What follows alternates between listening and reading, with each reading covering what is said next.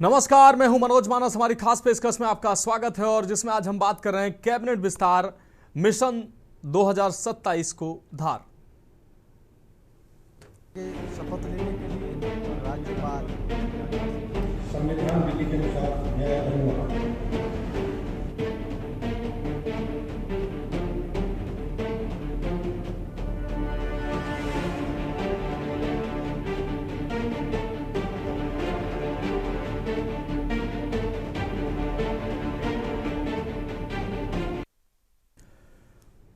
उत्तर प्रदेश की राजनीति में 2027 का रण अभी दूर है, लेकिन उसकी बिसात बिछनी शुरू हो चुकी है। योगी सरकार के मंत्रिमंडल विस्तार ने साफ कर दिया है कि बीजेपी अब चुनावी मोड में पूरी तरह से उतर चुकी है। नई शपथ, नए चेहरे और नए सामाजिक समीकरणों के साथ सत्ता ने एक बड़ा संदेश देने की कोशिश की है। जाट, गुर्जर, लोधी, दलित और पूर्वांचल से लेकर पश्चिम यूपी तक हर क्षेत्र और हर जातीय समीकरण को साधने की रणनीति दिखाई दे रही है। भूपेंद्र चौधरी से लेकर मनोज पांडे तक इस विस्तार में सिर्फ मंत्री नहीं बनाए गए, बल्कि राजनीतिक संकेत दिए गए। समाजवादी पार्टी के बागी चेहरों को जगह देकर बीजेपी ने विपक्ष के कुनबे में भी हलचल बढ़ा दी है। वहीं 2 मंत्रियों का प्रमोशन बताता है कि संगठन और सरकार के बीच संतुलन साधने की कवायद भी जारी है। शपथ ग्रहण के कार्यक्रम के दौरान सबसे पहले भूपेंद्र चौधरी ने शपथ ली। इसके बाद समाजवादी पार्टी के बागी विधायक मनोज पांडे ने शपथ ली। 2 कैबिनेट मंत्री, 4 राज्य मंत्री और 2 स्वतंत्र प्रभार मंत्री बनाए गए। जिन नए मंत्रियों ने शपथ ली उनमें मनोज पांडे, कृष्णा पासवान, कैलाश राजपूत, सुरेंद्र सिंह दिलेर, हंसराज विश्वकर्मा और चौधरी भूपेंद्र सिंह का नाम शामिल है। वहीं अजीत पाल और सोमेंद्र का प्रमोशन की लिस्ट में नाम है, उनको प्रमोशन मिला है। हंसराज विश्वकर्मा वाराणसी से हैं। शपथ ग्रहण के दौरान कृष्णा पासवान ने राज्यपाल आनंदीबेन पटेल के पैर छुए, वहीं भूपेंद्र चौधरी ने भी राज्यपाल के पैर छुए। इस बार के शपथ ग्रहण में 2 राज्य मंत्रियों का प्रमोशन किया गया। इस बार के कैबिनेट विस्तार में जातीय समीकरण का खास ध्यान रखा गया है। जाट, गुर्जर, लोधी और दलित समुदाय के वोटर्स का ख्याल रखा गया है। जनभवन में आयोजित समारोह में राज्यपाल ने सभी नेताओं को पद और गोपनीयता की शपथ दिलाई है। इस दौरान बीजेपी के कई वरिष्ठ नेता, सांसद, विधायक और संगठन के पदाधिकारी मौजूद रहे। शपथ ग्रहण के दौरान समर्थकों में खासा उत्साह देखने को मिला। कई नेताओं के आवासों और जिलों में ढोल नगाड़ों के साथ जश्न भी मनाया गया। लेकिन इस विस्तार के साथ सियासी तीर भी चलने शुरू हो गए। अखिलेश यादव ने ट्वीट करते हुए लिखा कि समय बिताने के लिए करना है कुछ काम। वैसे भी मंत्रिमंडल के विस्तार में तो इनका कोई काम नहीं है। इधर से पर्ची आएगी और यहां तो सिर्फ पढ़ी जाएगी। अखिलेश यादव ने तंज कसते हुए मुख्यमंत्री को कुरियर मैसेंजर तक कह दिया और सवाल उठाया कि फैसले लखनऊ में हो रहे हैं या कहीं और। अब बड़ा सवाल यही है, क्या यह मंत्रिमंडल विस्तार 2027 की चुनावी रणनीति का मास्टर स्ट्रोक है या फिर बढ़ते राजनीतिक दबाव और सामाजिक समीकरणों को साधने की मजबूरी? क्योंकि यूपी की सत्ता में हर शपथ सिर्फ पद नहीं, बल्कि आने वाले चुनाव का संकेत भी होती है। इसलिए इसको कहा जा रहा है कि राजनीतिक दबाव, सामाजिक समीकरणों को साधने की मजबूरी या चुनावी रणनीति का मास्टर स्ट्रोक। और आज हम इसी विषय पर चर्चा करेंगे और जानेंगे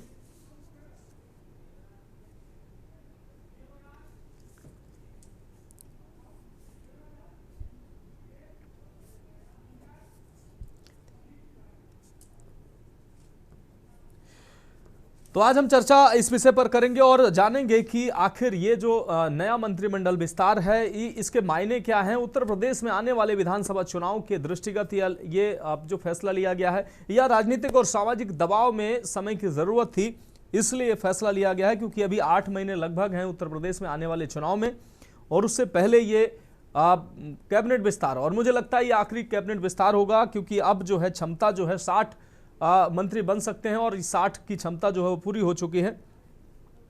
हमारे साथ खास मेहमान जुड़ चुके हैं। जितेंद्र सिंह मल्ली जी, सपा प्रवक्ता, हमारे साथ जुड़ चुके हैं। नीरज मेहरे जी, वरिष्ठ पत्रकार, हमारे साथ जुड़ चुके हैं। देवराज सिंह जी, वरिष्ठ पत्रकार, हमारे साथ जुड़ चुके हैं। साथ ही पवन श्रीवास्तव जी, वरिष्ठ पत्रकार, हमारे साथ जुड़ेंगे। केसी जैन जी, बीजेपी प्रवक्ता, हमारे साथ जुड़ने वाले हैं।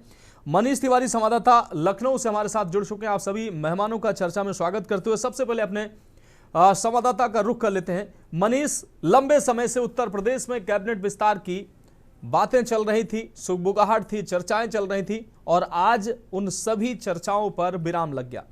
आज उत्तर प्रदेश में 6 नए मंत्रियों ने, राज्य ने शपथ ली है, 2 का प्रमोशन हुआ है। और ये जो मंत्रिमंडल विस्तार हुआ है, ये क्षेत्रीय सामाजिक राजनीतिक समीकरणों को देखते हुए लिया गया है। क्या कुछ आज देखने को मिला इस शपथ ग्रहण समारोह में? जी बिल्कुल, अगर देखा जाए जिस प्रकार से जो है कैबिनेट विस्तार की बात जो है लोकसभा चुनाव में जिस प्रकार से भारतीय जनता पार्टी की जब सीटें कम हुई, उसी के आधार पर जो है लगातार ये चर्चा देखने को मिल रही थी। जिस प्रकार से समाजवादी पार्टी ने जो है लोकसभा चुनाव में जो है काफी बढ़त पाई थी, और जिस प्रकार से उस ग्रोथ को देखते हुए भारतीय जनता पार्टी ने अपनी राजनीति को उसी वक्त जो है जोड़ने का शुरुआत कर दी गई थी। अगर हम देखें जिस प्रकार से अगर पीडीए के नारे के तहत जो है जिस प्रकार से उनकी तोड़ को देखा जाए, तो उसके अंतर्गत सबसे पहला कदम भारतीय जनता पार्टी के द्वारा उत्तर प्रदेश के प्रदेश अध्यक्ष पंकज चौधरी को का नाम सामने ला करके किया। उसके बाद ये लगातार ये चर्चा बनी रहती। संगठन के जो आला कमान नेता हैं वो यहाँ लखनऊ पहुंच रहे थे, और भारतीय जनता पार्टी के जितने भी बड़े नेता हैं सभी इसी पर काफी समय से चर्चा चल रही थी। और किस प्रकार से जो है पीडीए की तोड़ को तोड़ा देखा जाए, तो उसी के चलते इस कैबिनेट को देखा गया। अगर इस कैबिनेट में ब्राह्मण समाज की अगर एक पहलू की बात की जाए, तो ब्राह्मण समाज की जिस प्रकार से जो है एक बैठक हुई, और बैठक में उनके द्वारा जो नाराजगी जताई गई, उस समय जो है समाजवादी पार्टी के जो नेता शिवपाल यादव है, उनकी तरफ से ब्राह्मण समाज के जितने भी विधायक थे उनको निमंत्रण दिया गया और सम्मान देने की बात की गई। उसी प्रकार से देखा जा सकता था कि बहुजन समाजवादी पार्टी के की जो मुखिया है मायावती, उनके द्वारा जो है पूरी तरीके से जो है ब्राह्मण समाज को 2007 की याद दिलाते हुए जो है उनके साथ जुड़ने के और सम्मान देने की बात उनके द्वारा की गई। तो कह सकते हैं कि ब्राह्मण समाज का सबसे पहली बात थी कि ब्राह्मण समाज जो वोटर है भारतीय जनता पार्टी का, वो कहीं छिटक ना जाए। तो उसके मद्देनजर ये माना जा रहा है कि मनोज पांडे का नाम सामने रख करके जो है ब्राह्मण समाज को जो है जोड़ के रखने की बात इस लेकिन मनीष अगर देखा जाए, मनीष अगर देखा जाए जा सकती है। जिस तरीके से समाजवादी पार्टी के बागी जो मनोज पांडे, उनको कैबिनेट में शामिल करने के कई मायने लगाए जा रहे हैं। जी बिल्कुल, अगर देखा जाए जिस प्रकार से जो है मनोज पांडे ने जो है पूरी तरीके से जो एक समाजवादी पार्टी से विधायक थे, और जिस प्रकार से जो है उनके द्वारा भारतीय जनता पार्टी को एक सपोर्ट दिया, और जिस प्रकार से वो भारतीय जनता पार्टी से जुड़े थे, काफी समय से कयास लगा रहे थे, काफी समय से मनोज पांडे उम्मीद लगा रहे थे कि उनको कैबिनेट में जगह मिलेगी। हालांकि आज उनको जगह जरूर मिली है, लेकिन ये कयास उनका काफी समय से लग रहा था। तो ये एक सबसे बड़ा पहलू जोड़ने को देखने को मिला। अगर तो बाकी अन्य लोगों की बात की जाए, जिसमें अगर हम 6 उसमें भूपेंद्र चौधरी की बात की जाए, तो जिस प्रकार से पूर्व प्रदेश अध्यक्ष भी हैं, पश्चिम में जो है 2022 के चुनाव में अगर देखा जाए, अगर भारतीय जनता पार्टी को सबसे कम उम्मीद थी, लेकिन वहां पर भूपेंद्र चौधरी जहां पर प्रदेश अध्यक्ष थे पश्चिम से, और सबसे ज्यादा सीटें वहीं से प्राप्त की थी। तो ये माना जा रहा था कि भूपेंद्र चौधरी को कहीं से भी दरकिनार नहीं किया जा सकता, क्योंकि उनको पश्चिम का पूरा मामला देखना था, और 22 में जो है उनके द्वारा बड़ी कामयाबी भी देखने को मिली थी। क्योंकि अगर हम पूर्वांचल की बात करें, तो पूर्वांचल में समाजवादी पार्टी को जो है काफी फायदा हुआ था। तो अगर वहां भारतीय जनता पार्टी को पश्चिम में अगर नुकसान होता, तो भारतीय जनता पार्टी की सरकार बनने में काफी मुश्किलें आती, लेकिन वहां भूपेंद्र चौधरी का चेहरा सबसे ज्यादा जो है कारगर साबित हुआ था। बाकी अगर हम अन्य की बात करें, तो पीडीए का तोड़ भी देखने को मिलेगा, जिसमें अगर देख सकते हैं कि जिस प्रकार से जो है विश्वकर्मा जी को यहाँ पर मंत्रिमंडल में शामिल किया गया है, और बाकी अगर देख सकते हैं कि कल्याण सिंह के जिस प्रकार से कुर्मी वोट का एक पहलू है, और भी चीजें हैं जिस प्रकार से सभी अपने निश्चित रूप से अजीत पाल, कृष्णा पासवान, ये सब जो है ओबीसी और दलित चेहरे जो कहीं ना कहीं सामाजिक समीकरणों को भी साधने की कोशिश की गई है इस विस्तार में। जी बिल्कुल, अगर देखा जाए, अगर मनोज जिस प्रकार से यहाँ पर जो चर्चाएं थी कि पीडीए का तोड़, जिस प्रकार से भारतीय जनता पार्टी को जो नुकसान लोकसभा का जो भारतीय जनता पार्टी को हजम नहीं हो रहा था, जिसमें खास तौर से अयोध्या जैसी सीट भी जो है भारतीय जनता पार्टी हार गई थी। तो ये एक सबसे भारतीय जनता पार्टी जान रही थी जिस प्रकार से जो मायावती का जो वोट था जो 21% से घट करके जो है 7% के करीब आ गया था, और वो वोट भारतीय जनता पार्टी मान रही थी कि लोकसभा में वो छिटक करके जो भले आरक्षण का मुद्दा हो या बाकी कोई अन्य मुद्दे हो, वो छिटक करके जो है समाजवादी की तरफ गया था। उस वोट को जो है वापस लाने का जो है पूरा प्रयास जो है भारतीय जनता पार्टी ठीक है। की तरफ से किया जा मनीष रहा आप है। जुड़े रहिए हमारे साथ, अन्य मेहमान भी जुड़ चुके हैं। रजनीकांत वशिष्ठ जी हैं, देश के जाने माने राजनीतिक विश्लेषक हमारे साथ जुड़ चुके हैं। पवन श्रीवास्तव जी इस बीच हमारे साथ जुड़ चुके हैं, और केसी जैन जी भारतीय जनता पार्टी के प्रखर प्रवक्ता हैं, वो भी हमारे साथ जुड़ चुके हैं। हम केसी जैन जी का रुख कर लेते हैं। केसी जैन जी, एक बार फिर से उत्तर प्रदेश में, और संभवतः ये आखिरी कैबिनेट विस्तार था, कैबिनेट विस्तार ये होगा। 8 महीने उत्तर प्रदेश में चुनाव के रह गए हैं, और विधानसभा चुनाव से पहले ये कैबिनेट विस्तार कई मायने रखता है, इसके कई मायने निकाले जा रहे हैं। एक तरफ ये कहा जा रहा है कि ये चुनावी रणनीति का मास्टर स्ट्रोक है, दूसरी तरफ ये कहा जा रहा है कि कहीं ना कहीं राजनीतिक दबाव और सामाजिक समीकरणों को साधने का ये महत्वपूर्ण पहलू है। लेकिन कई और अहम सवाल इस बीच सामने आते हैं कि जिस तरीके से समाजवादी पार्टी पीडीए की बात करती है, इस कैबिनेट विस्तार में वो पीडीए जो है इधर दिखाई दे रहा है। इस विस्तार में सामाजिक समीकरणों की अगर बात करें, ब्राह्मण, क्षत्रिय, ओबीसी और दलित सभी को इसमें शामिल करके एक अलग संदेश देने का प्रयास किया गया है, और कहीं ना कहीं ये पीडीए को एक तरह से चुनौती है। जी देखिए मनोज जी, पहली बात तो ये है कि भारतीय जनता पार्टी जिस मॉडल के साथ काम कर रही है जी, सबका साथ, सबका विकास, सबका विश्वास, और यही चीज आपको केंद्रीय नेतृत्व में, यही चीज आपको प्रदेश नेतृत्व में देखने को मिलेगी। प्रदेश सरकार में पहले भी चाहे ओबीसी वर्ग से हो, एससी वर्ग, एसटी वर्ग से हो, या ब्राह्मण क्षत्रिय वर्ग से हो, सबको पहले से ही भागीदारी दी गई। सरकार में सबकी भागीदारी हो, और साथ ही साथ कोई भी क्षेत्र न छूटने पाए, इन सारी चीजों को पहले से ध्यान में रखा गया। रही बात ये कि देखिए आदरणीय भूपेंद्र चौधरी जी जो कि पश्चिम यूपी से आते, वो जब प्रदेश अध्यक्ष बने इसके पहले वो कैबिनेट मंत्री थे, और भारतीय जनता पार्टी की एक नीति कि एक व्यक्ति एक पद, तो ऐसे में उनको कैबिनेट पद से उन्होंने इस्तीफा दिया था, तो उनको अब अध्यक्ष पद पे वो नहीं है, तो उनको फिर से बनाया गया है। रही बात अन्य लोगों की, तो आप ये देखिए कि राजभर जी को कहा जाता था कि मंत्री नहीं बनेंगे, राजभर जी को पहले मंत्री बनाया गया, निषाद पार्टी के निषाद जी को मंत्री बनाया गया, जबकि समाजवादी पार्टी आरोप लगाती थी कि ये तो 5-6 विधायक वाली पार्टी है, बहुत छोटी पार्टी है। छोटे बड़े से मतलब नहीं है, यहाँ पर सबका सम्मान है। और फिर अगर हमारे साथ कोई आ रहा है, हमारी विचारधारा का है, हमारे साथ कदम से कदम मिलाने के लिए तैयार है, तो हम तो ये भी नहीं कहते आप मर्ज कर लीजिए पार्टी पे, हम तो उसको मंत्री बना करके पूरा सम्मान देने का काम कर रहे हैं। तो हर वर्ग को सम्मान दिया गया। लेकिन जिस प्रकार से 33% जब आरक्षण की बात हुई, लंबे समय से रुका रहा। 2010 में केंद्र सरकार में जब मनमोहन सिंह जी प्रधानमंत्री थे, तब उन्होंने लाने का प्रयास किया, लेकिन सिर्फ प्रयास किया, मंशा नहीं थी कांग्रेस की। मंशा होती तो बाहर से समर्थन दे रहे दोनों दल, चाहे वो लालू प्रसाद यादव जी हो, चाहे मुलायम सिंह यादव जी हो, स्वर्गीय मुलायम सिंह यादव जी, इन दोनों ने उसका विरोध किया। और अभी भी देखिए क्या है, अखिलेश यादव जी ने क्या कह के विरोध किया कि इसमें अल्पसंख्यकों को कोटा होना चाहिए, रिजर्वेशन होना चाहिए। एक तरफ दुहाई देते हुए पीडीए की, संविधान की, दूसरी तरफ कह रहे हैं कि भाई अल्पसंख्यकों का इसमें आरक्षण होना चाहिए। काय का आरक्षण होना चाहिए? क्या इस तरीके की व्यवस्था जिन बाबा साहब का नाम लेकर के समाजवादी पार्टी सारी पार्टियों को घेरने का प्रयास करती है, क्या इस तरह की कोई व्यवस्था है?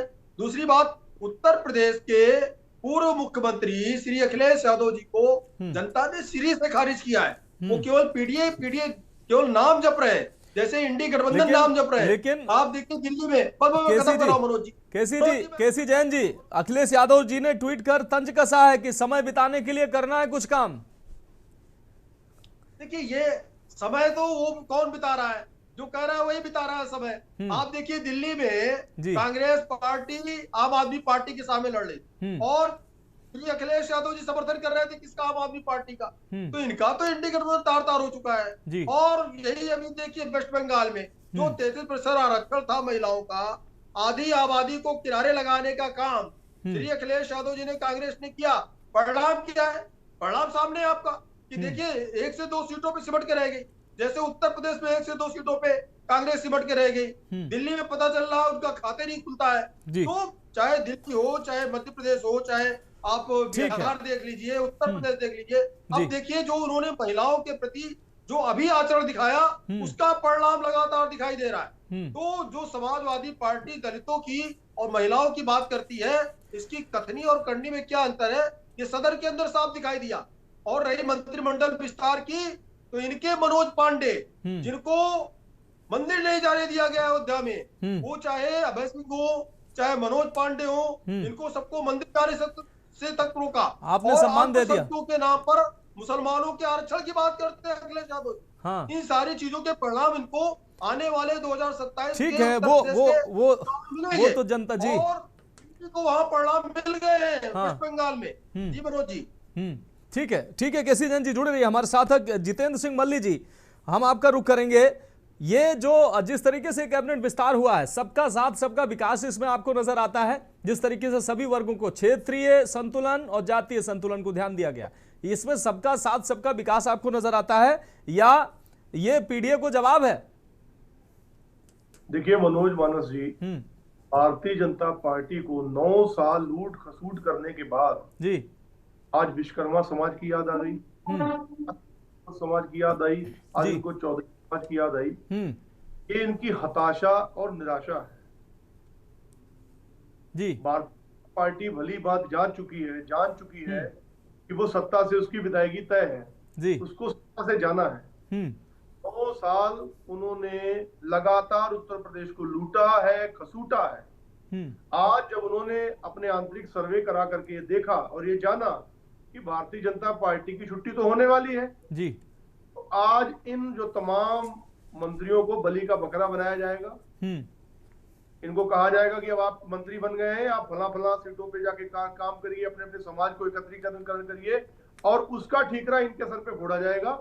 ये केवल और केवल बलि के बकरे के रूप में सामने लाए जाए।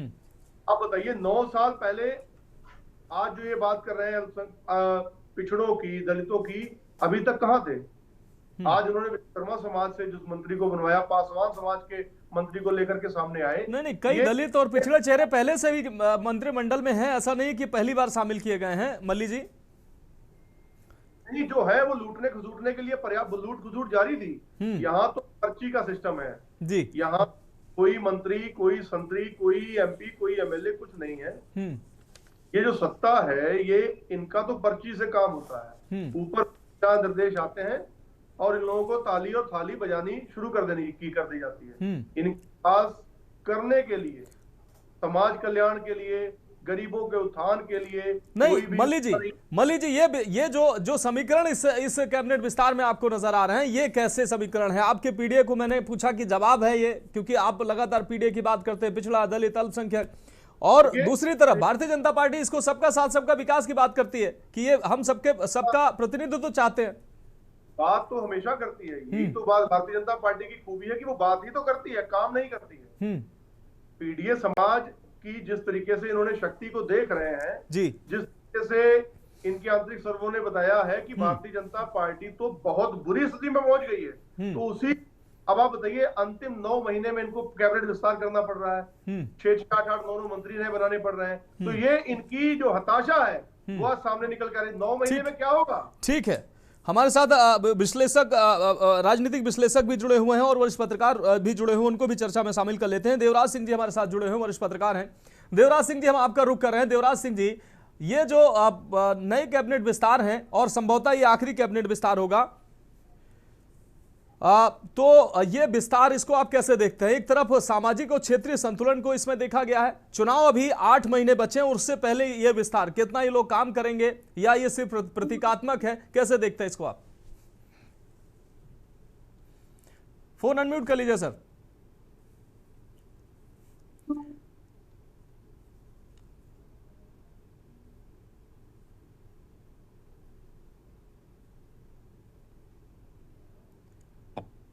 आवाज आ रही है? हाँ बिल्कुल सर। ये जो विस्तार है जी, तो जहां तक सामाजिक क्षेत्रीय राजनीतिक समीकरण साधने के लिए किया गया है और काम करने के नजरिए से देखा जाए तो जो नए मंत्री बनेंगे क्या बन गए, जिन्होंने शपथ ले ली जी, अब उनको विभाग आवंटित होगा, 1-2 दिन लग जाएगा विभाग आवंटित होने में, और फिर वो अपनी कार्य संस्कृति क्या है सरकार की, क्योंकि अभी तक तो विधायक हैं, अब सरकार में आ गए, तो थोड़ा सा इनको चीजों को समझने में समय लगेगा। तो एक तरह से देखा जाए तो जून, जुलाई, अगस्त, सितंबर, अक्टूबर, नवंबर, दिसंबर 7 महीने बचे जी। जनवरी में आचार संहिता लग जाएगी, तो 7 महीने में क्या कितना कर पाएंगे जनता की अपेक्षा में, अपने क्षेत्र की अपेक्षा में, लोगों की जो उम्मीदें हैं, तो अब कितना वो अपने क्षेत्र की जनता को संतुष्ट कर पाएंगे, ये एक गंभीर चुनौती है। क्योंकि 9 साल से, 9.25 साल से लगभग सरकार, तो 9 साल हो गए सरकार लगातार भाजपा की चल रही, 5 टर्म वो और 5 साल पहले का टर्म और 4 साल का लगभग ये हो गया है ना। तो अब ये कितना क्या करेंगे ये तो समय ही बताएगा, लेकिन भाजपा के राष्ट्रीय नेतृत्व ने, संगठन ने कहीं ना कहीं जाति और क्षेत्रीय समीकरण साधने की इस विस्तार से कोशिश की है। और इसमें आप देखिए कि नारी शक्ति वंदन का जो भाजपा नारा देती है, तो कृष्णा पासवान जी को मंत्रिमंडल में जगह दी गई है और वो पासी बिरादरी से हैं। कानपुर के नजदीक लगा हुआ फतेहपुर जनपद है, तो वहां से फतेहपुर से लोकसभा के सांसद हैं समाजवादी पार्टी के, तो कहीं ना कहीं वो ये प्रयास होगा कि समाजवादी पार्टी को फतेहपुर में अच्छी टक्कर दी जाए विधानसभा चुनाव में। तो कृष्णा पासवान जी को, महिला है, आगे बढ़ाया है। और अजीत पाल जी भी कानपुर औरैया से लगे हुए जनपद के हैं, तो वो उनको अपग्रेड किया गया है। तो कानपुर फतेहपुर में ये समीकरण साधने की कोशिश की गई है पिछड़ा वर्ग से और दलित वर्ग से। कृष्णा पासवान जी दलित वर्ग से हैं और अजीत पाल जी को जो प्रमोट किया गया है वो पिछड़े वर्ग से है। और रही बात भूपेंद्र चौधरी जी, पहले भी मंत्री रहे हैं, प्रदेश अध्यक्ष रहे हैं भाजपा के, पश्चिम से हैं। सोमेन तोमर जी भी पश्चिम से हैं, पिछड़ा वर्ग से हैं लोग, जाट बिरादरी से हैं। और तो कोशिश इनकी रहेगी कि पश्चिम में भी भाजपा के समीकरण को जाटों से साधा जाए।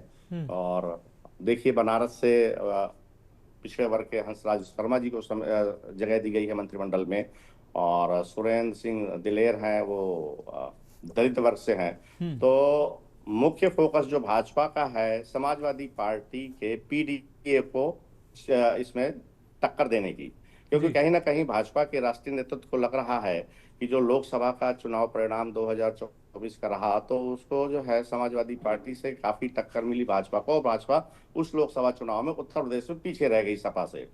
तो इस पिछड़े और दलित वर्ग को ये साध कर विधानसभा चुनाव 2027 में सपा को टक्कर देने की स्थिति में है, सपा को पीछे करने के लिए पूरी ताकत लगा रहे हैं। तो ये अपना पार्टी का नजरिया है। तो कितना ये सफल होंगे ये तो आने वाला समय बताएगा, लेकिन कहीं ना कहीं पार्टी ने अपनी रणनीति को बिल्कुल स्पष्ट कर दिया है कि हमारे लिए भी पिछड़ा और दलित सपा से ज्यादा प्रिय है। ठीक है सर, मनोज जी। ठीक है सर, आप जुड़े रहिए हमारे साथ। रजनीकांत वशिष्ठ जी, राजनीतिक विश्लेषक हमारे साथ जुड़े हुए। रजनीकांत जी, हम आपके पास आएंगे। रजनीकांत जी, इस ये जो विस्तार है इसको आप कैसे देखते हैं? और ये मंत्री, जैसा कि अभी देवराज सिंह जी कह रहे थे कि काम कितना कर पाएंगे, ये देखना होगा। क्या ये जनता के लिए, ये जनता का आप कुछ इतने कम समय में भला कर पाएंगे, या सिर्फ ये समीकरण सेट करने के लिए ही ये जो मंत्री नए हैं ये काम आएंगे? दूसरी तरफ समाजवादी पार्टी जब पीडीए की बात करती है, उसके जवाब में कहीं ना कहीं ये जो इस बार के जो विस्तार हैं ये पूरी तरीके से पीडीए के जवाब का समीकरण लग रहा है। क्या कैसे देखते हैं इसको आप? देखिए, देवराज जी बिल्कुल ठीक कह रहे थे कि ये जो मंत्री पद हैं ये तो कुछ कॉस्मेटिक चेंजेस जैसे हैं कि मंत्री बनकर के ये कितना भला कर पाएंगे ये तो बड़ा मुश्किल है कह पाना जी। लेकिन हाँ, ये जरूर है कि 2027 के चुनावों के लिए भारतीय जनता पार्टी ने जो लूज एंड्स थे उनको कसने की कोशिश की है ये मंत्रिमंडल विस्तार करके जी। जैसे ब्रज क्षेत्र से हैं सुरेंद्र दिलेर हाथरस से, हाथरस में आपको याद होगा एक बहुत बड़ा कांड हुआ था और वो दलित वर्ग को रिप्रेजेंट करते हैं दिलेर, और उनके पिताजी भी बड़े नेता रहे किशन सिंह दिलेर भारतीय जनता पार्टी से। तो दलित वर्ग को साधने की कोशिश की गई है। प्लस जैसे कि अभी देवराज जी भी बता रहे थे कि पाल साहब हैं, वो कानपुर और इलाहाबाद इन क्षेत्रों में जो पाल बिरादरी है उसको संभालने की कोशिश कर सकते हैं। विश्वकर्मा जी बनारस से हैं, वो पिछड़े वर्ग को बैलेंस करने की कोशिश कर सकते हैं। कितना कर पाएंगे ये लोग, ये तो अब चुनाव ही बताएगा। लेकिन नहीं ये नहीं है कि रजनीकांत सर, हाँ ये जी, मेरा वही सवाल है कि ये समीकरण सेट करेंगे या जनता का भला भी करेंगे, हो पाएगा इतने कम समय में? नहीं, जनता का भला तो जैसे आप बताइए स्वयं कि 7 महीने 8 महीने में मंत्री बन करके ये क्या क्या डिलीवर कर पाएंगे, कितना डिलीवर करेंगे। हाँ, ये है कि मंत्री बनने से अब इनको जो है वो चुनावों में जाने के लिए सुविधा मिल जाएगी, गाड़ी मिल जाएगी, सारी सुविधाएं उनको मुहैया हो जाएंगी, वो लोगों के बीच में आसानी से मूव कर सकेंगे। तो और कृष्णा पासवान जी को जैसे लिया है, कृष्णा पासवान जी भी जो है वो पासी बिरादरी से हैं, उसको भी संभालने की कोशिश है। मतलब यूं कह सकते हैं आप जी कि जैसे नॉन यादव बैकवर्ड्स और जो मायावती जी का जो अपना कोर वोटर है, उसके अलावा जो दलित बिरादरी है, उसको साधने की कोशिश भारतीय जनता पार्टी ने इस मंत्रिमंडल विस्तार के जरिए कोशिश की है। इसमें कोई शक नहीं कि भारतीय जनता पार्टी वैसे तो हमेशा ही चुनावी मोड में रहती है जी, लेकिन अब डिपेंड करेगा कि योगी जी का जो 5 साल का करियर, माने जो बल्कि 10 साल का जो करियर है, 10 साल में उन्होंने जो काम किए हैं उनसे जनता पिछली समाजवादी पार्टी और बहुजन समाज पार्टी दोनों की सरकारों से तुलना जरूर करेगी, तुलना जरूर करेगी। बिल्कुल। वो जरूर देखेगी कि लॉ एंड ऑर्डर की पोजीशन जो है वो किसके किसके कार्यकाल में सबसे अच्छी थी, वो ये जरूर देखेगी। बीजेपी ने अपनी तरफ से जो अब जातियों से चुनाव तो नहीं छूट रहा ना जी, जातियों के कोण जो है वो अभी खत्म नहीं हो रहे, उत्तर प्रदेश में हो, चाहे बिहार में हो, चाहे इवन बंगाल में हो, कहीं भी हो, तो उसको साधने की कोशिश भारतीय जनता पार्टी ने समझदारी से की है, मुझे लगता है ऐसा। मनोज जी। बिल्कुल बिल्कुल सर, आप हमारे साथ जुड़े रहिए। पवन श्रीवास्तव जी हमारे साथ वरिष्ठ पत्रकार जुड़े हैं, उनके पास भी हम जाएंगे। एक बहुत छोटे से ब्रेक का वक्त है, हमारे साथ खास मेहमान लगातार जुड़े हैं, एक विशेष पैनल हमारे साथ जुड़ा हुआ है। ब्रेक के बाद हम चर्चा करेंगे। मनीष तिवारी हमारे संवाददाता जुड़े। मनीष, आपका बहुत शुक्रिया इस चर्चा में जुड़ने के लिए, तमाम जानकारी देने के लिए। फिलहाल सभी मेहमान जुड़े हुए हैं, एक छोटे से ब्रेक के बाद वापस लौटते हैं।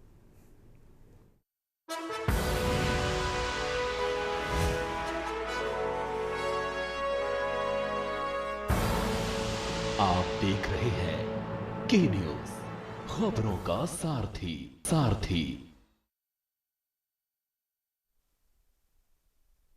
शपथ लेने के लिए राज्यपाल संविधान विधि के अनुसार न्याय करूंगा।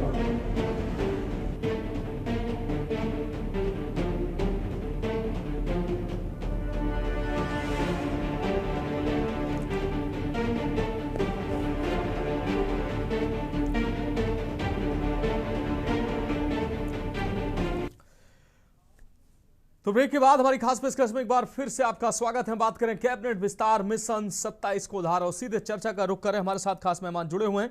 पवन श्रीवास्तव जी वरिष्ठ पत्रकार हमारे साथ जुड़े हुए हैं। पवन श्रीवास्तव जी, 5 राज्यों के चुनाव के बाद भारतीय जनता पार्टी जो है अब अगले वर्ष जिन राज्यों में चुनाव होने हैं उन राज्यों पर पूरी तरीके से अब फोकस करती नजर आ रही है। और इसी कड़ी में देश के सबसे बड़े राज्य, सबसे ज्यादा जो है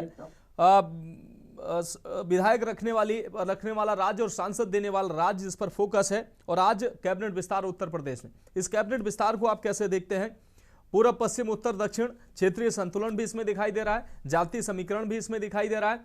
और इसको कैसे आप देखते हैं? चुनावी रणनीति का ये मास्टर स्ट्रोक इसको आप कहेंगे, या कहीं ना कहीं राजनीतिक और सामाजिक दबाव और समय की जरूरत थी? देखिए मनोज जी,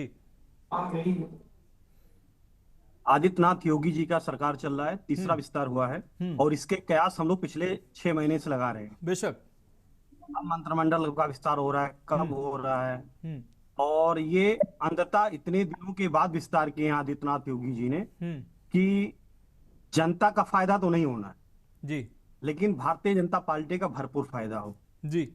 ये केवल और केवल जात की राजनीति, हमारे देश में जो जात की राजनीति हो रही है, सहानुभूति की राजनीति हो रही है, और हम और हमारे जनता, वो उनको भी यही पसंद है जी। उनको ना तो विकास के मुद्दे पसंद है, ना रोजगार के मुद्दे पसंद है। उनको केवल जनता के बीच में बने रहे राजनीतिक पार्टियों को, और जनता को भी चाहिए कि समय समय पर एक्टिविटी बनाए रखें कि जिससे लोग उसी में व्यस्त रहें। अन्य कहीं दिमाग लगने ना पाए। और ये जो मंत्रिमंडल है, आदित्यनाथ योगी जी को बधाई हो, तीसरा मंत्रिमंडल हुआ है, विस्तार हुआ है इस बार, और चौथा भी हो सकता है, कुछ कहा नहीं जा सकता है। जब 6-6 महीने पहले विस्तार हो रहे हैं, इसका क्या लाभ है? राजनीतिक लाभ के सिवा जनता का कहीं कोई लाभ नहीं है। लेकिन 6 महीने लग जाएंगे मंत्रियों को समझने में। 60 मंत्री बनाए जा सकते हैं, उतने तो अब बन चुके हैं। अब मुझे लगता है कि अब बदले जा सकते हैं, नए नहीं बनाए जा सकते। भारतीय जनता पार्टी कुछ भी असंभव नहीं है मनोज जी, कुछ भी असंभव नहीं है जी। ये भारतीय जनता पार्टी और राजनीति की चाणक्य हैं। जहां पर अखिलेश यादव जी सोचना शुरू करते हैं, ये खत्म करके निकलते हैं आगे। ये पीढ़ी की मार है, केवल जात की राजनीति है, केवल जात की राजनीति है, कहीं कुछ नहीं है। इसके सिवा कहीं कोई लाभ नहीं मिलने वाला है। रोजगार की, महंगाई की, गैस सिलेंडर की, पेट्रोल की, डीजल की, रोजगार की, पेट के एग्जाम की, होमगार्ड के एग्जाम की। देखिए जो सच्चाई है वो कड़वी सच्चाई है, लेकिन ये इसका मतलब ये नहीं कि आदित्यनाथ योगी जी की सरकार कहीं फेल है। काम हो रहा है, अपनी स्पीड में काम कर रहे हैं आदित्यनाथ जी। और जहां तक मुझे समझ में आ रहा है, फिर पवन जी, आपने जैसे कहा सिर्फ जाति के नाम पर, अगर आप ये भी कह रहे हैं कि अगर काम हो रहा है, तो ये भी कहिए ना कि काम के आधार पर और उसमें जाति समीकरणों के आधार पर सरकार आगे बढ़ रही है और सफल भी हो रही है। नहीं, आज की राजनीति में जात और सहानुभूति है, काम नहीं है। जाति और सहानुभूति की राजनीति है जी। काम की जितेंद्र जी आ रहे हैं, काम नहीं हो रहा है। आप काम की बात करिए, कितने रोजगार आए, कितने प्लांट्स लागू हुए हैं। आप ऐसे हवा पानी वाली बात अलग है कि पेपर्स में, डॉक्यूमेंट्स में क्या हो रहा, क्या नहीं हो रहा है, ये हम और आप भली भांति जानते हैं। लेकिन भाग है हमारे देश का जो कि जात की राजनीति हो रही है। क्या ब्राह्मण और क्षत्रिय और वैश्य ये गरीब नहीं होते? क्या उनके लिए योजनाएं नहीं है? क्या पंकज सिंह को नहीं आना चाहिए था? क्या मनोज पांडे जी को आना चाहिए था, जो समाजवादी पार्टी से आए उनके लिए, जो भारतीय जनता पार्टी से आज 20 साल 25 साल से मेहनत कर रहे हैं, उनके लिए कहीं कुछ नहीं है। महिलाओं की बात है, मौर्या का नाम चल रहा था, उन्होंने कमेंट्स किया है, ट्वीट किया है, उसको भी हम आपने पढ़ा है मनोज जी। लेकिन ठीक है, आदित्यनाथ योगी जी की सरकार है, लेकिन विलंब से हुआ। ये मंत्रिमंडल बहुत पहले हो जाना चाहिए था, जिससे जनता का फायदा होता। ठीक है, ये मुझे लग रहा है कि कुछ डिस्टर्बेंस है, इसको ठीक करेंगे हमारे साथी नीरज मेहरे जी के पास हम जाएंगे। नीरज मेहरे जी, इस कैबिनेट विस्तार को आप कैसे देखते हैं? जैसे कि वरिष्ठ पत्रकार पवन जी हमारे साथ जुड़े हुए हैं। पवन जी कह रहे थे कि जातीय समीकरण अपने फायदे के लिए ये किया गया है, जनता का इसमें इतने कम समय में ये क्या डिलीवर कर पाएंगे, ये बड़े सवाल हैं। लेकिन सबसे बड़ा अहम सवाल ये है कि तमाम राज्यों में ऐसे ही जाति एक बड़ा मुद्दा है। वेलफेयर स्कीमें जो हैं, जिनको कभी कभी राजनीतिक पार्टियां रेवड़ी कहती हैं, ये वेलफेयर स्कीमें और ये जाति, ये हर राज्य में, ये हमें लग रहा है ये देश के लिए, हमारे सभी राज्यों के लिए और देश की राजनीति के लिए एक ऐसा पहलू है जिसको कोई इससे अछूता नहीं है। देखिए मनोज जी, एक चीज स्पष्ट हो गई है निश्चित रूप से इस मंत्रिमंडल विस्तार से, जिसमें 1 ब्राह्मण, 3 ओबीसी और 2 दलित जी को जगह मिली। इससे एक मैसेज साफ गया है कि निश्चित रूप से भारतीय जनता पार्टी कहीं ना कहीं अब तक जो बातें कह रही थी या छुपा रही थी कि पीडीए से थोड़ी सी परेशान इसलिए परेशान थी, इसीलिए इस मंत्रिमंडल में पीडीए को ध्यान में रख के मंत्रिमंडल का विस्तार किया गया है। दूसरी बड़ी बात मैं आपको बताऊं, मनोज पांडे जी को मात्र इसलिए रखा गया है कि जो दल बदलू लोग हैं, दल बदलू नेता हैं, जो भविष्य में भी आएंगे और आते रहे, उनको भी सम्मान देने की कोशिश की गई है कि आप अगर दल छोड़ के आएंगे तो हम आपको मंत्री बनाएंगे। भूपेंद्र चौधरी पुराने भाजपाई हैं, पहले प्रदेश अध्यक्ष भी रहे, पिछली कैबिनेट में भी मंत्री रहे हैं। तमाम चीजें हैं ऐसी कि पूजा पाल का बड़ी जोरों से नाम चल रहा था, उनको न लाके दूसरे तरीके से एडजस्ट किया गया है, अजीत पाल जी को दिया गया है। तो वो भी ओबीसी से आते हैं। मुझे लगता है कि बहुत सारी चीजें हैं जिनको जनता साफ देख रही है और उत्तर प्रदेश की जनता समझदार है। महत्वपूर्ण बात यह है कि कहां गया आपका विकास, कहां गया आपका कानून व्यवस्था, जो आप लंबे लंबे दावे कर रहे थे, जिन दावों पे हमें लगता है कहीं ना कहीं सरकार को ये लग रहा था कि जातियां हावी होती चली जा रही हैं, और वही फार्मूला जो बहुत लंबे समय से पीडीए का अखिलेश यादव चला रहे थे, वो अब तो लगता है आपको 9 महीने, 6 महीने, 8 महीने पहले सरकार को भी लाना पड़ा। निश्चित रूप से ये बड़ी बात है कि सरकार ये उत्तर प्रदेश की जनता हो या हमारे साथ बैठे सभी पैनलिस्ट भी जानते हैं कि 6 महीने 8 महीने में एक मंत्री क्या कर पाएगा और क्या समझ पाएगा। समझेंगे तब तक निकल जाएंगे और तब तक समय भी निकल जाएगा। तमाम ऐसी चीजें हैं जिनको बहुत महत्वपूर्ण चीज देखिए आप, इसमें जो हरवंश जी आते हैं, हंसराज जी के साथ महत्वपूर्ण बात यह है कि बनारस से आते हैं, प्रधानमंत्री के काफी नजदीकी माने जाते हैं, लेकिन बहुत देर बाद उनको जगह मिली। जबकि विश्वकर्मा समाज एक ऐसा समाज है जो मुझे लगता है काफी ज्यादा तादाद में पूर्वांचल में है, और मुझे लगता है कि इस वोट बैंक को भारतीय जनता पार्टी को बहुत पहले साथ लेना चाहिए था। लेकिन अब देर आए दुरुस्त आए, कहीं ना कहीं वो उनके लिए फायदेमंद हो सकता है। लेकिन जो चीजें मुद्दे हैं, महंगाई, बेरोजगारी, सड़क, बिजली, पानी, स्वास्थ्य, पेपर लीक, इन सब पे भी सरकार को जवाब देना है। हिंदुस्तान का सबसे नंबर 1 पे राज्य है उत्तर प्रदेश, जहां अब तक जब से देश आजाद हुआ सबसे ज्यादा पेपर लीक हुए, वो हिंदुस्तान का सबसे नंबर 1 पे राज्य है उत्तर प्रदेश। उस पेपर लीक के मामले को लेकर कोई आप कड़ी कार्रवाई नहीं कर पाए। निश्चित रूप से गुंडा राज आपने खत्म किया, माफिया राज खत्म किया, जमींदोज कर दिया माफियाओं को, इनकाउंटर किए तमाम। लेकिन जो पेपर लीक, युवाओं का भविष्य इस उत्तर प्रदेश में जिस लेवल पे खराब होता चला जा रहा है, लाखों लोग अप्लाई करते हैं और रिजल्ट पेपर लीक 0। मुद्दे की बात जो है वो इस युवाओं को जो साधने की कोई कोशिश नहीं की जा रही है, वो मुझे लगता है कहीं ना कहीं सरकार को नुकसान उठाना पड़ सकता है। जी मानव जी। बिल्कुल मेहरा जी, आप जुड़े रहिए। एक बार फिर से केसी जैन जी आपका रुख करेंगे। केसी जैन जी, लगातार ये आरोप लगते रहे आप पे कि अब दूसरे पार्टी से आए नेताओं को आपके यहाँ इज्जत मिल जाती है, अपने कैडर के जो नेता हैं जो जमीन वर्षों वर्षों तक पार्टी में सेवा करते हैं, उनको कहीं ना कहीं समीकरण ऐसे आड़े हाथों आ जाते हैं कि वो दरकिनार हो जाते हैं। और मनोज पांडे जी उन्हीं में से हैं। समीकरण अगर बैठाना था तो पार्टी में से ही कोई ब्राह्मण चेहरा ले सकते थे, पहली बात। दूसरी चीज सबसे अहम ये कि क्या भारतीय जनता पार्टी जब लगातार काम कर रही है तो फिर जाति की राजनीति के पीछे भागने की क्या जरूरत है? या आपको लगता है कि काम तो हम कर रहे हैं लेकिन कहीं ना कहीं एक वीक पॉइंट ये दिख रहा था कि पीडीएस से चुनौती मिलती दिख रही थी, तो हमने इसको भी ठीक कर लिया है, ये संतुलन भी साध लिया है, अब सब ठीक है?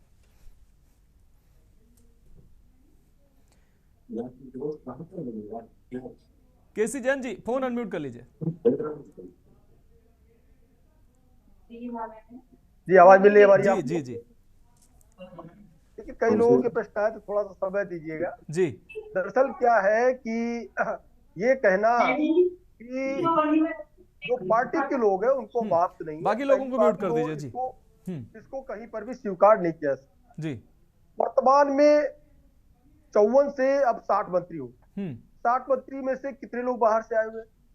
तो रही बात ये कि अगर पार्टी में कोई लंबे समय तक किसी दूसरी पार्टी में रहा है जी, और वहां से वो हमारे पास में आ रहा है, या फिर ये कहें कि हमारी विचारधारा के साथ मिलकर के काम कर रहा है, कौन पांडे जी को मनोज पांडे जी को क्यों आना पड़ा, या जो है अन्य कई विधायक भी छोड़ करके पार्टी आ गए, क्यों आ गए? जी। तो जाहिर सी बात है कि जब भगवान राम मंदिर के भव्य मंदिर का उद्घाटन हो रहा था और जब वहां पे मूर्ति पूजन हो रहा था, तब पार्टी ने एक अल्टीमेटम जारी किया, समाजवादी पार्टी ने, कि कोई वहां पर हमारी पार्टी का विधायक नहीं जाए, कोई गया भी नहीं।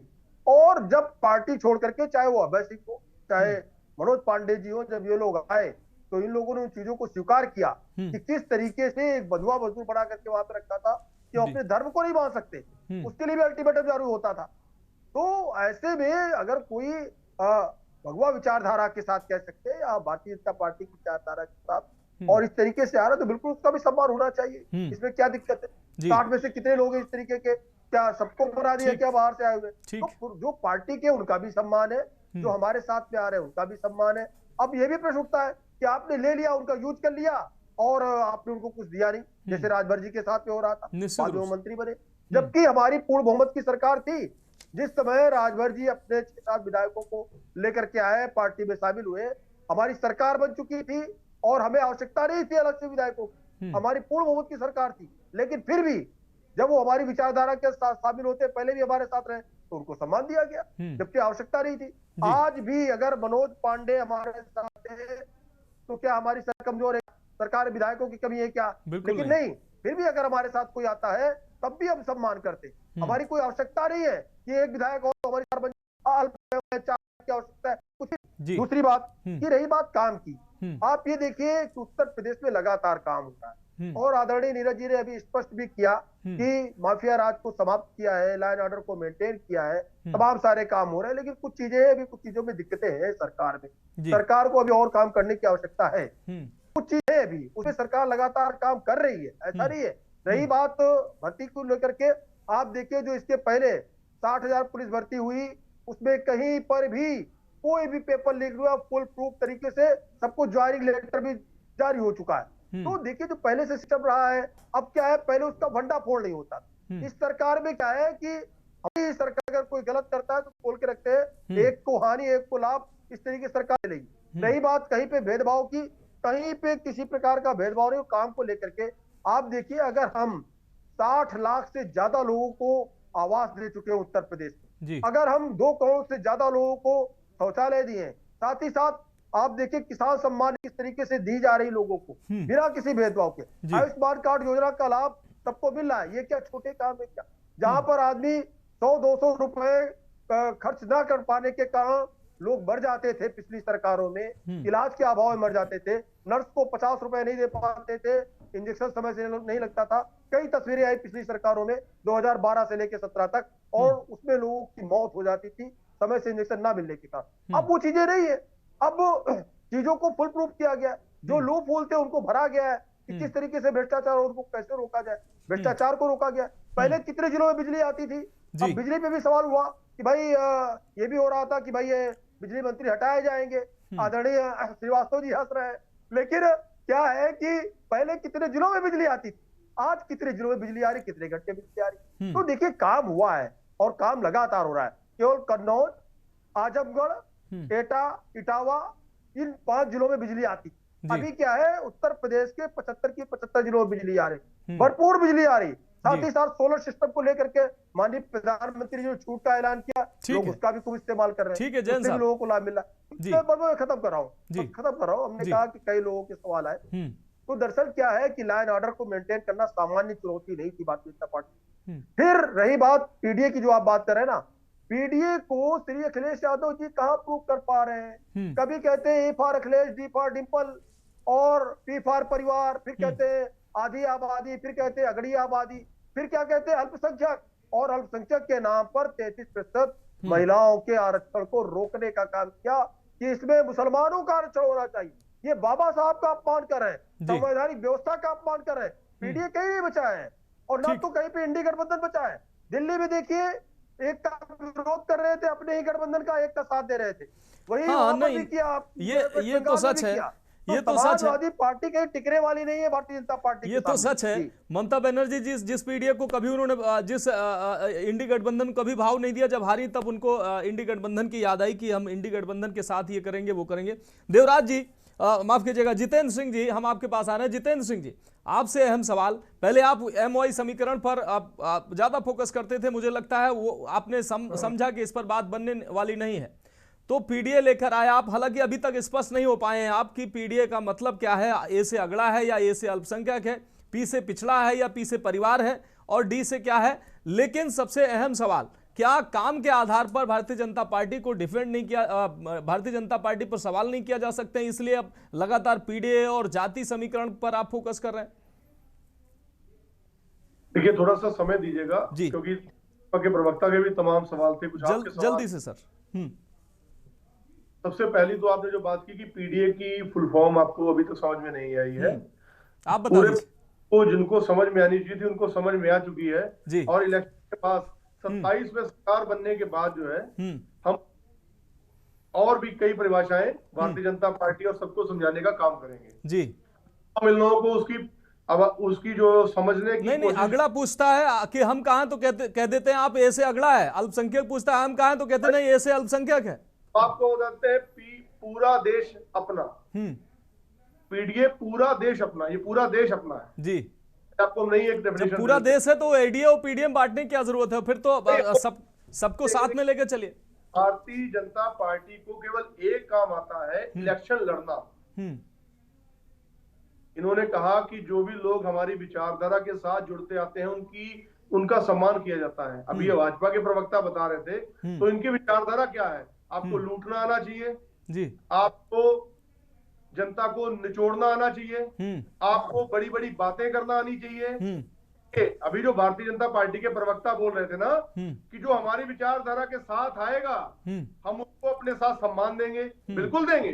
आपने हेमंत विश्व शर्मा जी को सम्मान दिया, जी, सबको सम्मान दिया। आज शुभेंदु जो ये तो डिलीवर भाई पार्टी को डिलीवर करके दे रहे हैं और आप भी करते रहे, सभी राजनीतिक पार्टियां करते हैं, इसमें मुझे लगता है बुराई नहीं है। जनता का हित होना चाहिए, बाकी ये सब आप करिए, इससे कोई दिक्कत नहीं है। करती है नहीं, ये तो लड़ रहे थे ना, ये कांग्रेस से लड़ रहे, कांग्रेस किससे लड़ रही थी? नहीं, जैन साहब आ रहे हैं, जैन साहब आपको पूरा वक्त मिला है, जैन साहब आपको पूरा वक्त मिला, माफ कीजिएगा जैन साहब आपको पूरा वक्त मिला। मल्ली साहब अपनी बात कंप्लीट करें, हमारे साथ पिछले वरिष्ठ लोग जुड़े हैं, उनके पास भी जाना है।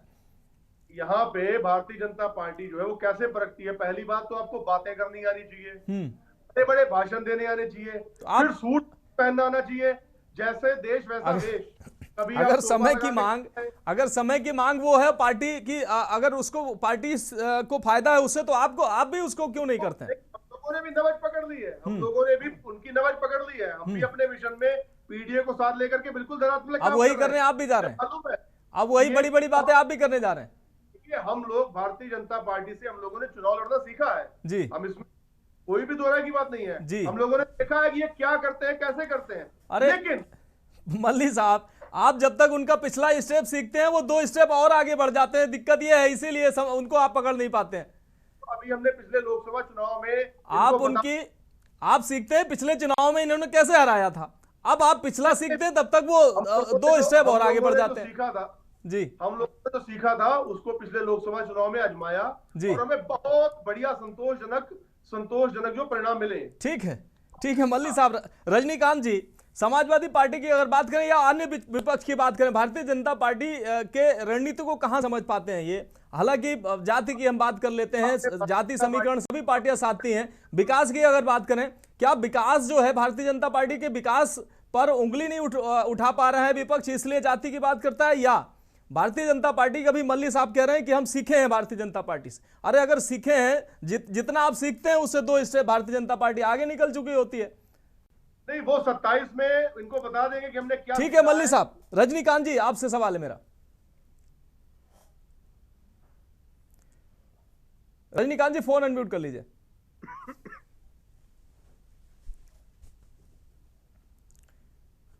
जी, मेरी आवाज आ रही है? हाँ बिल्कुल सर। देखिए, अब आज के समय में राजनीति जो है वो ठीक है, पॉलिटिकल साइंस है, जरूर है जी, लेकिन जो लोकतंत्र में अब जो चुनाव है वो मैनेजमेंट का विषय है। हाँ, वो चुनाव मैनेज किए जाते हैं। अब आप अगर मान लीजिए जैसे बांट करके राज करने के बारे में सोचते हैं, अगर जैसे मुगलों ने किया, जैसे अंग्रेजों ने किया, बांटते रहो और अपना राज करते रहो, तो वही थ्योरी जो है मैंने देखा कि जो राजनीतिक दल हैं भारत में वही अपनाते रहे। तो भारतीय जनता पार्टी ने उसका तोड़ अच्छे से ढूंढ लिया है, और ये जातियां आपस में ना बटें, उनको एक कैसे किया जाए, और एक वर्ग का हमें एक मुश्त वोट कैसे मिले, वो उन्होंने बंगाल में प्रूव करके दिखा दिया। तो मैंने मैनेजमेंट उनका बेटर था जी, पोल मैनेजमेंट बेटर था। अब जैसे मल्ली साहब कह रहे हैं हमने काफी कुछ सीखा, और पिछले लोकसभा के चुनाव में हमने ये दिखा दिया कि हम देखो अच्छा परफॉर्म कर सकते हैं। तो उसमें वो ठीक है, बहुत अच्छी बात है, उन्होंने सीखा जी, वो भी इसी तरह से कर रहे हैं। वो भी पीडीए का अगर नारा दे रहे हैं तो वो लगातार ये बात कह रहे हैं कि जो 80% हैं या जो 70% हैं पिछड़े, दलित और अल्पसंख्यक या व्हाटएवर, अगड़े, मतलब एक या दो मतलब है, अल्पसंख्यक भी है, अगड़े भी है जी। बहरहाल वो जोड़ने की कोशिश वो कर रहे हैं, जोड़ने की कोशिश ही भाजपा कर रही है। अब दोनों लोग कितनी कुशलता के साथ सबको जोड़ पाते हैं, यही मैनेजमेंट है जी। अब ये मैनेजमेंट अभी तक तो भाजपा ने बहुत अच्छे से दिखाया है कि मतलब वो उससे आगे वो मतलब वो जैसे डिस्टिंक्शन है उनका मैनेजमेंट में, पॉलिटिकल मैनेजमेंट में। ठीक है सर। देवराज सिंह जी, हम आपके पास आएंगे। बाकी दल, हाँ, बाकी और सीखना पड़ेगा मुझे लगता है। हाँ, बहुत सीखना पड़ेगा। देवराज सिंह जी, लोकसभा चुनाव में जिस तरीके से भारतीय जनता पार्टी को और विपक्ष को जिस तरीके से लाभ मिला था, पीडीएस से लाभ मिला या अन्य समीकरण बने, संविधान खतरे में है और लोग उसमें आए, ठीक है, उनको जो भी लगा उनके विचार थे। लेकिन बंगाल में वही समीकरण बन सकते थे, लेकिन भारतीय जनता पार्टी ने ना जो बहुत बड़ा एक वोट बैंक अल्पसंख्यक माना जाता था बंगाल में, उसको एक वो जो है ना तो वो असर कर पाया, और भारतीय जनता पार्टी ने ऐसा मैनेजमेंट किया कि बंगाल में एक प्रचंड जीत भारतीय जनता पार्टी को मिली, इसकी शायद किसी को उम्मीद थी। तो ऐसे ही भारतीय जनता पार्टी का मैनेजमेंट जो है वो ऐसे होता है, चाहे जातीय समीकरण हो, विकास की योजनाएं हो, वेलफेयर स्कीम हो, तमाम चीजों को मिलाकर वो सत्ता के समीकरण को सेट कर लेते हैं। मनोज जी, बंगाल का चुनाव परिणाम अलग परिदृश्य का था। उत्तर प्रदेश के जो विधानसभा निश्चित रूप से इसकी अन्य राज्यों से तुलना नहीं की जा सकती है, नहीं की जा सकती। बंगाल में लगातार टीएमसी की तीसरी बार सरकार, मतलब 15 साल की सरकार थी, तो एंटी इनकम्बेंसी ठीक ठाक वहां क्रिएट हुई, और भाजपा इस चीज को जनता के बीच ले जाने में तो एक तरह से जो महारत हासिल है कि एंटी इनकम्बेंसी को कैसे उभार कर जनता को अपने साथ जोड़ ले जी। तो वो भारतीय जनता पार्टी ने पश्चिम बंगाल में किया, और थोड़ा सा जो वहाँ वातावरण था एक भय का जी, तो सुरक्षा बलों की व्यापक तैनाती कराकर भाजपा ने मतदाताओं को यह बिल्कुल मुतमईन करने की कोशिश की कि कोई भी किसी तरह का उत्पीड़न, कोई भी किसी तरह की हिंसा होने नहीं देंगे, और लगभग यह मैसेज देने में बंगाल चुनाव में भाजपा सफल हुई। तो इसका फायदा भाजपा को वहां मिला, और 206 सीटें जीतने में भाजपा वहां कामयाब हुई। रही बात उत्तर प्रदेश के विधानसभा चुनाव जो 2027 में होने हैं, और चुनाव को अब लगभग देखा जाए तो जनवरी से इसकी मुनादी हो जाएगी जी। तो 7 महीने बचे हैं। 7 महीने बहुत ज्यादा समय नहीं होता है चुनाव की तैयारी और लड़ने के लिए, लेकिन भारतीय जनता पार्टी के दृष्टिकोण से देखा जाए तो हमेशा इलेक्शन मोड में रहती है। पश्चिम बंगाल के बाद अब पूरा फोकस भारतीय जनता पार्टी का उत्तर प्रदेश के होने वाले चुनाव को लेकर है जी। आज से नहीं, जैसे ही पश्चिम बंगाल के विधानसभा चुनाव परिणाम सर, ये कैबिनेट विस्तार उसी का एक हिस्सा है, कैबिनेट विस्तार ये उसी तैयारी का एक हिस्सा है। बिल्कुल सर मनोज जी, दूसरे दिन से ही चुनाव परिणाम घोषित होने के दूसरे दिन से ही भारतीय जनता पार्टी के राष्ट्रीय नेतृत्व और उत्तर प्रदेश के नेतृत्व ने उस कवायद को शुरू कर दी कि हमें अब उत्तर प्रदेश में विजय पताका कैसे फहरानी है। तो ये जो मंत्रिमंडल विस्तार है, इसमें पीडीए की काट, क्योंकि लोकसभा का चुनाव परिणाम जो 2024 का उत्तर प्रदेश के परिदृश्य में था, वो भाजपा के लिए खतरे की घंटी था। तो भाजपा के राष्ट्रीय नेतृत्व और प्रदेश नेतृत्व ने इस चीज को महसूस किया, समझा। और हाँ, ये बात सही है कि जो विपक्ष आरोप लगा रहा है, या अखिलेश जी का जो बयान आया कि कुछ काम करना है तो इसलिए विस्तार कर दिया, लेकिन भारतीय जनता पार्टी ने ये जरूर महसूस किया कि हमको पीडीए की काट तैयार करनी है। तो देखिए, जो नए मंत्री आए हैं, जो चेहरे आए हैं, उसमें मनोज पांडे को छोड़ दें तो दलित और पिछड़े वर्ग के ही है। बिल्कुल। तो उन्होंने ये जरूर महसूस किया, तो उस मतदाता वर्ग को साधने के लिए ही इन्होंने मंत्रिमंडल विस्तार करके उन वर्गों को प्रतिनिधित्व देने का कार्य किया है। मनोज जी, बिल्कुल आप ठीक कह रहे हैं। हालांकि समय आगे इजाजत नहीं देता है। पवन जी और मेहर जी से हम सवाल लेना चाह रहे थे, लेकिन माफी के साथ आप सभी मेहमानों का शुक्रिया अदा करना चाहेंगे। आगे समय इजाजत नहीं देता, लेकिन सवाल यही है कि कैबिनेट विस्तार के साथ मिशन 2027 को भारतीय जनता पार्टी ने धार देनी शुरू कर दी है। भारतीय जनता पार्टी कहा जाता है कि वो हमेशा चुनावी मोड में रहती है। 5 राज्यों के चुनाव के बाद अब अगले साल जिन राज्यों में चुनाव है, भारतीय जनता पार्टी उन राज्यों पर पूरी तरीके से फोकस करती नजर आ रही है। और आज का जो ये कैबिनेट विस्तार है, कहीं ना कहीं लोग कहते हैं कि ये उसी तैयारी का एक हिस्सा है। इस बीच बड़ी खबर सामने आ रही है बिजनौर से, उत्तर प्रदेश के बिजनौर से इस बीच खबर सामने आ रही है। जिला जेल में सजा याफ्ता बंदी की संदिग्ध मौत हुई है। इस वक्त की बड़ी और अहम खबर उत्तर प्रदेश के बिजनौर से सामने आ रही है। जेल के अंदर ही पेड़ से लटका मिला है बंदी का शव। पुलिस ने शव को पोस्टमार्टम के लिए भेजा है। ग्रामीणों सहित परिजन पहुंचे पोस्टमार्टम हाउस। ग्रामीणों सहित परिजन पोस्टमार्टम हाउस पहुंचे हैं। यह अहम खबर अपने दर्शकों को दिखा रहे हैं। उत्तर प्रदेश के बिजनौर से हत्या का आरोप लगाते हुए जमकर हंगामा किया गया। हंगामे के दौरान पुलिस के साथ धक्का मुक्की भी हुई है। एसपी सिटी सहित भारी पुलिस बल मुस्तैद। बिजनौर से इस वक्त की अहम खबर, जिला जेल में सजा याफ्ता बंदी की संदिग्ध मौत की ये खबर हम आपको दिखा रहे हैं। जेल के अंदर ही पेड़ से लटका मिला है बंदी का शव।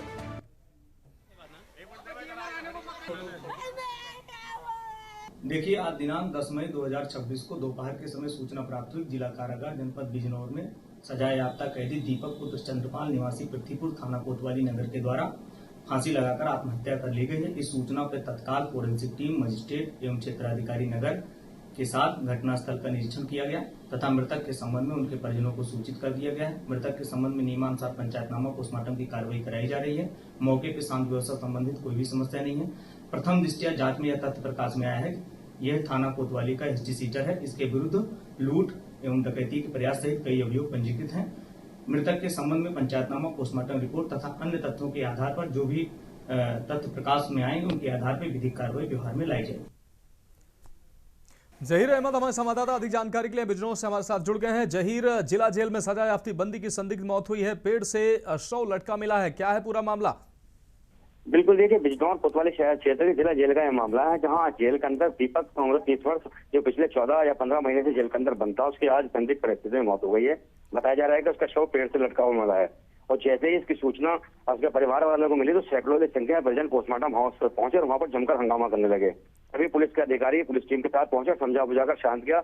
इसके बाद परिजन इकट्ठा होकर शक्ति चौक पर पहुंच गए, वहाँ क्या नाम जजी चौक पर पहुंच गए, वहां जाकर जमकर हंगामा करने लगे। इसी दौरान डीआईजी बरेली जो है इधर से गुजर रहे थे, उनकी गाड़ी भी जाम में फंस गई और फिलहाल जो है परिजन अब सैकड़ों की संख्या में जिला जेल पर पहुंच गया, जमकर हंगामा चल रहा है। पुलिस का अधिकारी पुलिस की टीम मौके पर है, परिजन हत्या का आरोप लगा के कार्रवाई की मांग कर रहे हैं। जी जहीर, अगर देखा जाए किसी तरीके की अभी अधिकारियों की तरफ से कोई प्रतिक्रिया सामने आई है, कैसे ये बंदी पेड़ तक पहुंचा और कैसे ये आत्महत्या कर लिया? जिला जेल में किसी को जानकारी तक नहीं हुई, कोई प्रतिक्रिया अब तक जिला जेल से सामने आई जिम्मेदार अधिकारी की?